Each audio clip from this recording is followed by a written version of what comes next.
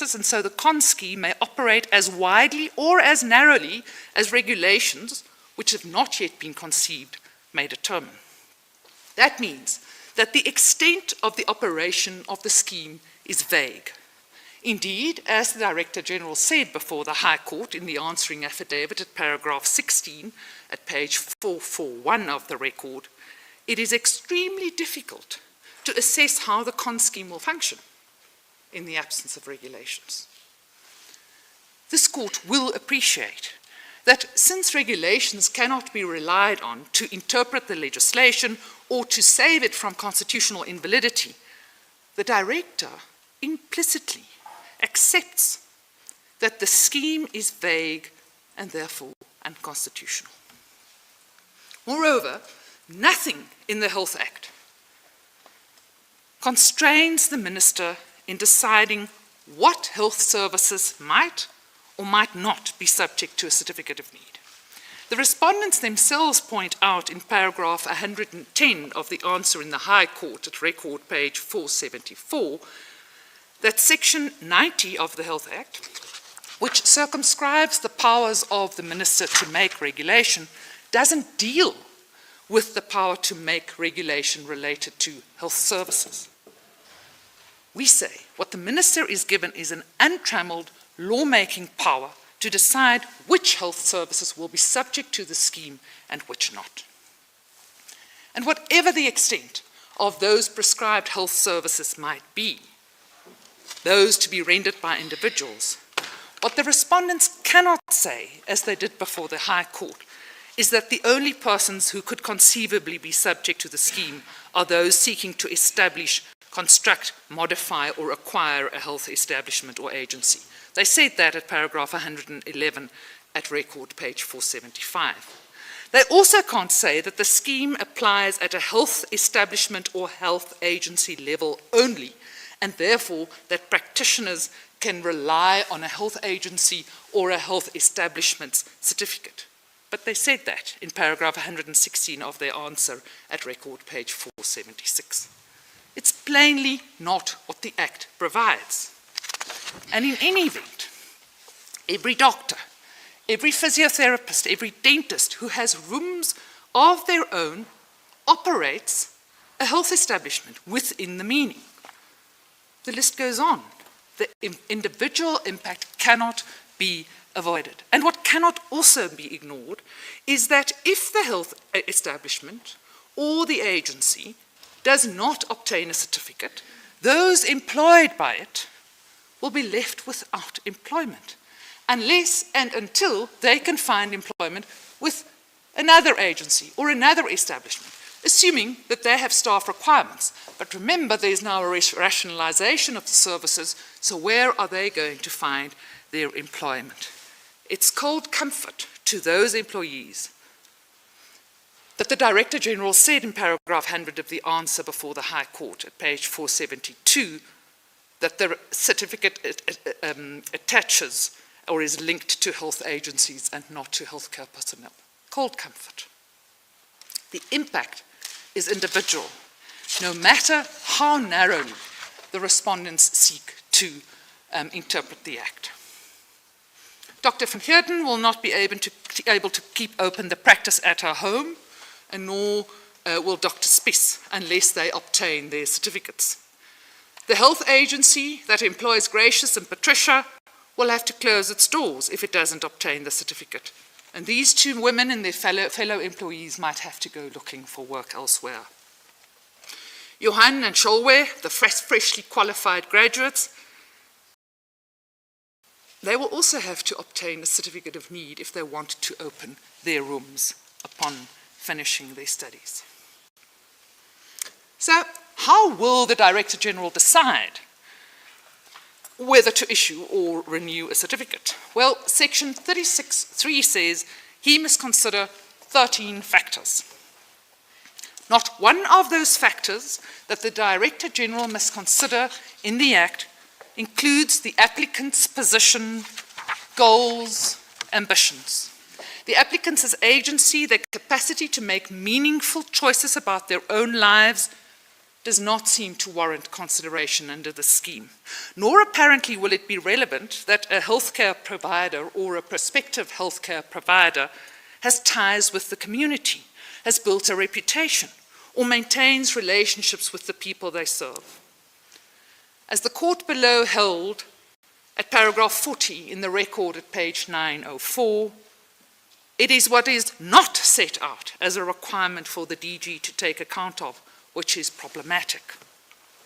He also said, the learned judge did, at paragraph 42 at page 904, the scheme is silent on the extant rights of both the owners of private health establishments, private healthcare service providers, and private healthcare workers.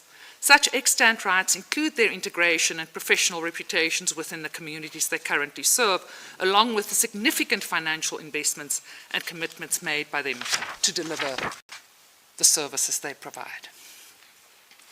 Of course, what must be considered in terms of section 36.3 is extremely wide. It gives the Director General immense powers. How will the Director General or the Minister on Appeal decide what is an equitable distribution of health services and healthcare resources? What is an appropriate mix of public and private healthcare services? We submit the mandatory considerations in section 36.3 are broad and vague, rendering them functionally meaningless and granting the Director General and the Minister significant leeway in their interpretation and implementation. It amounts, we say, to the impermissible grant of broad discretionary powers that contain no internal constraints, as this court described in Daywood, which we quote at footnote 35 of our heads. Why, one might ask, should a scheme so intrusive upon the rights of healthcare practitioners pass constitutional muster? In the answering affidavit before the High Court, at record page 446, paragraph 26.4, the respondents referred to a white paper, and that white paper we find at volume 8 and particularly 696. It talked of licenses aiming at correcting historical inequities. In paragraph 28 of the affidavit, also on page 446, again referencing the white paper, but this time at 697, they spoke of the need for licensing of practices on the basis of a certificate of need on a geographical basis to promote equitable distribution of our limited resources. In line of that, with that intention, the Director General, before issuing or renewing a certificate of need, must, in terms of section 36.3b, consider, quote, the need to promote an equitable distribution and rationalization of health services and healthcare resources, and the need to correct inequities based on racial, gender, economic, and geographical factors. In the submissions of 4 September at paragraph 24, it is said that the requirement of the certificate is critical to the regulation of health services in South Africa in the public interest because, quote, it empowers the Minister of Health to ensure more equitable coverage of health services rather than an over-concentration of health services designed to cater to the few who can afford it. And that's also consistent with the position in the answer at page 475 that geographic distribution is the main aim of the scheme. In paragraph 24 of the submissions once more, the argument is advanced that the scheme intends to regulate all health establishments, not only hospitals, including public and private, to optimize resources and promote the spirit of cooperation and shared responsibility among public and private health professionals and providers and other relevant sectors within the context of national, provincial, and district health plans. So this is what the respondents say is consistent with section 27 of the Constitution. This duty of the state to make health services progressively available. But the question that this court may legitimately ask is, how will this licensing system achieve that purpose? Because in their answer before the High Court, at paragraph 160, record 489, it was asserted that the minister cannot compel and will not compel any practitioner or personnel to work where they do not wish to work.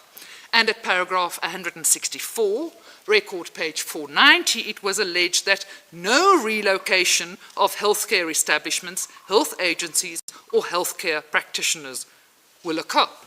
So on that version, what the scheme envisages is that the Director General can decline a certificate of need, thereby precluding this establishment or agency from operating, preventing that healthcare practitioner from rendering the prescribed health services, however broad or narrow that might be. They may take away the livelihood of the individuals without actually being able to ensure that then those practitioners will go elsewhere and redistribute to another area. All that the respondents can do is to point to a possible connection between the scheme and its intended aim, and this is what they do at paragraph 210 of the answer at page 501 of the record. They say the criteria used in evaluating the issuance of a certificate of need will hopefully incentivize health agencies and establishments to direct their investment in the creation of new infrastructure for underserviced areas. But that hope is not based in a reality. First, the migration of South African healthcare personnel to other countries is a well-known fact. In the record at page 114, line 19, we see that in 2019, the then Health Minister explained that there was a shortage globally of healthcare practitioners and that it was attractive for those from low and middle income countries to migrate to other countries in search of better living and working conditions. If we make it so difficult for the practitioners here, will they stay? Will they move to the underserviced areas? Or will they go? After all, healthcare practitioners must be taken to be economic actors that will make rational decisions about their ability to earn a living at a different location. And in any event, the great irony is this. In terms of section 36(3) sub J, when the Director General must consider an application for a certificate of need, what he must consider is the probability of the financial sustainability of the health establishment or health agency. So now the applicant who can't work in the big city must apply and show the Director General that the practice in the far-flung area that nobody wanted to go to will be financially stable. And the court will remember the story of Barbara Pretorius. She describes in paragraph 5 of her affidavit at page 138 of the record how, when she first located to Knysna after 15 years of already being in practice, she had no customer base and no referral network. She doubted whether she could build a practice. There was a time when she considered closing it, and a colleague told her to stick it out for 1,000 days, because it usually takes 2 to 3 years to establish a sustainable practice. How? This court must ask itself, can it be said that the scheme that places these requirements on practitioners undoes the systemic and persisting inequities in the geographic distribution of health establishments and agencies in South Africa? Can this certificate of need scheme address the problem identified at paragraph 36, page 449, that the country has relatively few doctors? Can it address the difference between public and private healthcare expenditure mentioned in paragraph 37, page 449? Is the scheme responsive to the problem identified in paragraph 41, page 455, that there is a dearth of healthcare establishments and healthcare personnel in particular areas? No, no, and no. There simply is no rational connection between the stated purpose of the scheme and the outcomes that can be achieved. it fails the test. It fails the test of Law Society versus Minister of Transport, which we quote at paragraph 70.9.1 of our heads, that there must be a rational nexus between the legislative scheme and the pursuit of a legitimate government purpose. Because that requirement is meant to promote the need for governmental action to relate to a defensible vision of the public good and to enhance coherence and integrity of legislative measures. I can't describe it any better than the court below did in paragraph 63, page 911. The power to withhold the issue of a certificate or the renewal of a certificate is nothing more than a blunt instrument which would be used by the DG to reduce the number of healthcare establishments and private healthcare providers who could lawfully provide medical care within a particular area in the hope that being deprived of their property and ability to earn a living, they would, without more, accept the losses foisted upon them and relocate to an area in respect of which the DG had determined a certificate would be issued. The learned judge in that same paragraph went on to say, even if this did occur, there would be no certainty. The sword of Damocles hangs over every private healthcare establishment and private healthcare provider in perpetuity for so long as they are required to renew a certificate of need. Because indeed, even if a certificate is issued or it is renewed, it's not the end of the matter.